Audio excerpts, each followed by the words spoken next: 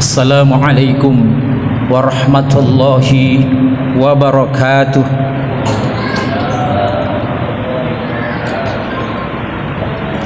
Alhamdulillahilladzi khalaqas samawati wal ard. Ashhadu an la ilaha illallah wa ashhadu anna Muhammadan abduhu wa rasuluh. Allahumma salli wa sallim wa barik ala nabiyyina Muhammad wa ala alihi wa ashabihi wa man tabi'ahu ila yaumiddin. Amma ba'd. Fa ya ibadallah, usikum wa iyaya bitaqwallah, faqad fazal muttaqun. Wa qala Allah ta'ala fi kitabihil karim, a'udzu billahi minasy syaithanir rajim. Alam tara anna Allah yusabbihu lahu man fis samawati wal ard wa tayru saffatun kullu qad alima salati wa tasbihahu wallahu alimun bima yaf'alun. Jamaah salat gerhana bulan yang sama-sama dirahmati Allah, marilah bersama-sama kita panjatkan puji dan syukur kepada Allah Subhanahu wa ta'ala yang telah menciptakan langit dan bumi dengan segala isinya, menciptakan alam semesta dalam keserasian dan keseimbangan. Mari kita perbaharui kesaksian kita masing-masing bahwa tiada Tuhan selain Allah dan bahwa Nabi Muhammad sallallahu alaihi wasallam adalah utusan Allah yang risalahnya membawa dan menjanjikan kebahagiaan bagi kita semua dunia dan hari kemudian. Salawat serta salam semoga senantiasa tercurah kepada beliau Nabi Muhammad sallallahu alaihi wasallam, kepada keluarganya, kepada para sahabatnya, dan kepada setiap orang yang mengikuti risalahnya. Jemaah rahimakumullah, seluruh alam bertasbih kepadanya, memuji kebesarannya. Ini bisa kita lihat dalam Al-Quran, surah An-Nur yang telah kita bacakan di awal khutbah. Alam tara annallaha yusabbihu lahu man fis samawati wal ard wat tayru saffatin kullu qad alima salatahu wa tasbihah wallahu alimun bima yaf'alun. Artinya, tidakkah engkau Muhammad tahu bahwa kepada Allah lah bertasbih apa yang di langit dan di bumi, dan juga burung yang mengembangkan sayapnya masing-masing. Sungguh telah mengetahui cara berdoa dan bertasbih. Allah maha mengetahui apa yang mereka kerjakan. An-Nur ayat 41. Alam yang di bumi, tumbuhan, binatang, gunung dan lautan, semua bertasbih dan memenuhi sunnatullah. Hari ini bulan dan matahari yang ada di langit bertasbih sangat kuatnya, mengajak kita untuk bertasbih memuji kebesaran Allah Subhanahu wa ta'ala. Semua bisa melihat jika langit cerah tanpa mendung, kecuali untuk wilayah Nangro Aceh Darussalam dan sebagian Sumatera Utara. Sebab ketika gerhana bulan total terjadi di wilayah tersebut, matahari belum turun ke ufuk, namun masih mengalami gerhana di bulan sebagian, dan masih disunnahkan untuk melaksanakan sholat gerhana bulan. Kaum muslimin yang dirahmati Allah, di benak kita muncul pertanyaan, apa sesungguhnya yang terjadi di peristiwa alam yang menakjubkan ini? Apakah peristiwa ini hanya sekali terjadi di atas dunia ini, atau justru terjadi berulang-ulang kali? Hikmah-hikmah apa saja yang dapat kita petik dari peristiwa ini? Dahulu kala banyak orang telah keliru dalam menjawab pertanyaan-pertanyaan tersebut. Ada yang menyangka bahwa gerhana terjadi karena bulan ditelan oleh raksasa. Karena itu mereka memukul-mukul kentongan, lesung, dan benda lainnya yang menimbulkan bunyi nyaring dengan tujuan agar raksasa yang menelannya menjadi takut dan mau memuntahkan bulan yang telah ditelannya. Padahal peristiwa gerhana adalah peristiwa yang sudah dapat diperhitungkan sebelumnya. Kaum muslimin yang dirahmati Allah, malam dan siang adalah dua di antara sekian banyak tanda-tanda kekuasaan Allah Subhanahu wa ta'ala yang bertebaran di alam semesta ini. untuk lebih memahami, marilah kita perhatikan Al-Quran surah Yasin ayat 37 sampai 40 yang berbunyi, A'udzubillahi minasyaitonir rajim. Wa ayatul lahumul lailu nasluhu minhun nahara fa idahum muzlimun wasyamsu tajri limustaqarrin laha zalika taqdirul azizil alim wal qamar qaddarnahu manazila hatta aada kal urjunil qadim lasyamsu yanbaghi laha an tudrikal qamar walal lailu sabiqun nahar wa kullun fi falaki yasbahun. Artinya, dan suatu tanda kekuasaan Allah yang besar bagi mereka adalah malam. Kami tinggalkan siang dari malam itu, maka dengan segala serta merta mereka berada dalam kegelapan dan matahari berjalan di tempat peredarannya. Demikianlah ketetapan yang maha perkasa lagi maha mengetahui. Dan telah kami tetapkan bagi bulan manzilah-manzilah, sehingga setelah dia sampai ke manzilah yang terakhir, kembalilah dia sebagai bentuk tandan yang tua.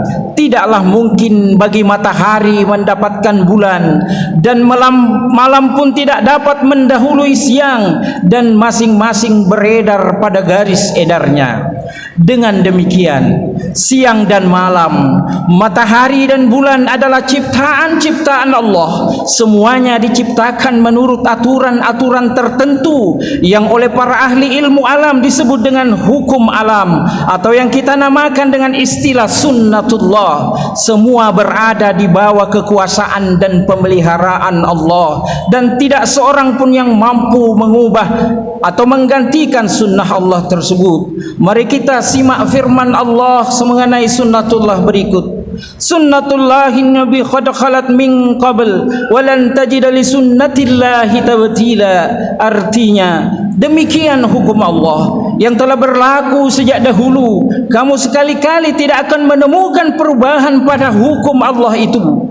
Gerhana bulan adalah bukti adanya sunnatullah. Sunnatullah adalah hukum Allah subhanahu wa ta'ala yang telah ditetapkannya. Menghadapi hukum Allah ini, manusia tidak berdaya sama sekali untuk mengubahnya, apalagi menentangnya. Menyadari ketidakberdayaan dan kelemahan kita di hadapan kekuasaan Allah, inilah yang merupakan pangkal keselamatan dan kebahagiaan hidup kita, karena akan mendorong kita untuk berpasrah diri pada bimbingan dan petunjuk Allah subhanahu wa ta'ala. Allah maha agung, maha kuasa, dan maha perkasa. Namun demikian, dia juga yang maha bijaksana, maha kasih, maha cinta, dan maha sayang kepada setiap makhluknya yang berpasrah diri kepadanya. Satu-satunya cara pasrah diri kepada Allah adalah dengan mengikuti dan mengamalkan petunjuk agama yang diridhoi, yaitu al-Islam ini. Kaum muslimin rahimakumullah, dengan sunnatullah ini, manusia yang diberi ilmu akan bisa menghitung peredaran bulan yang mengelilingi bumi bersama bumi mengelilingi matahari. Maka jauh-jauh hari peristiwa gerhana itu bisa diketahui, tidak hanya per jam tetapi juga menit, bahkan detiknya. Demikian pula dengan waktu-waktu sholat kita, semuanya bisa diperhitungkan dengan teliti. Dari waktu zuhur saat tergelincirnya matahari sampai waktu subuh saat fajar menyingsing, saat matahari di timur di ufuk 18 derajat, sama ketika waktu isya saat matahari di barat di bawah ufuk 8 derajat. Semuanya bisa dihitung dengan tepat. Kaum muslimin rahimakumullah, melalui peredaran bulan dan matahari ini, manusia menentukan waktu setahun. Ada yang menggunakan peredaran matahari yang melahirkan kalender Masehi, dan ada pula kalender Hijriah yang menggunakan peredaran bulan. Tetapi sayang, kalender Hijriah yang kita pakai sekarang ini tidak bisa menjadi satu sebagaimana kalender miladiah yang berlaku global. Mestinya ini bisa dilakukan umat Islam untuk menyatukan kalender hijriah secara global. Muhammadiyah telah melakukannya. Semoga nantinya akan berhasil menghitung gerhana yang tidak setiap saat terjadi saja bisa, apalagi menghitung awal bulan yang setiap bulan datang. Dengan ilmu ini pula kita tahu arah kiblat solat kita dengan lebih tepat ke arah Ka'bah di Mekah Al-Mukarramah. Perbaikan arah kiblat yang diawali oleh Kiai Haji Ahmad Dahlan pada waktu itu mendapat tantangan, kini telah menjadi standar pembangunan masjid dan musalla untuk diarahkan ke kiblat. Memang butuh bertahun-tahun untuk memahaminya. Kaum muslimin yang berbahagia, nanti pada tanggal 27 Mei tahun 2023 merupakan waktu yang tepat untuk melakukan rusdul kiblat, mengecek apakah masjid kita, musalla kita sudah tepat menghadapnya. Kita betul-betulkah kita sudah mengarah kiblat? Kenapa? Karena matahari ada di atas Ka'bah, sehingga bayang-bayang yang terjadi merupakan arah kiblat yang relatif benar. Tepatnya ini pada pukul 16:18. Inilah diantaranya cara kita bertasbih dan mengagungkan Allah Subhanahu wa Ta'ala dengan menggunakan sunnatullah yang bisa kita pelajari dari bagaimana alam bertasbih kepada Allah Subhanahu wa Ta'ala. Alam pun bertasbih, kenapa kita tidak? Tentu kita harus bertasbih juga dengan memperbanyak ibadah kepada Allah Subhanahu wa Ta'ala, memperbanyak kajian-kajian dan bacaan Al-Quran, mendirikan solat, serta berimpak di jalan Allah terhadap harta yang kita miliki. Akhirnya, sebagai penutup khutbah ini, marilah bersama-sama kita panjatkan doa kehadirat Allah Subhanahu wa Ta'ala dengan ikhlas dan penuh perasaan hati. Mudah-mudahan dengan kebersamaan kita dalam berdoa ini, Allah akan mengabulkannya. Alhamdulillah hamdan yu'afi ni'amahu wa yukafi mazidah. Ya Rabbana lakal hamdu kama yanbaghi li jalali wajhikal karim wa azimi sultanik. Rabbana innana sami'na munadiyan yunadi lil iman an aminu bi rabbikum fa amanna. Rabbana faghfir lana dhunubana wa kaffir 'anna sayyi'atina wa tawaffana ma'al abrar.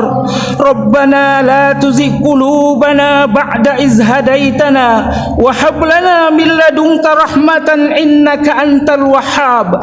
Rabbana innaka jami'un nasi liqaumin la raiba fi innaka la tukhliful mi'ad. Rabbana la tu'akhizna in nasina aw akhtana. Rabbana wa la tahmil 'alaina isran kama hamaltahu 'alal ladzina min qablina.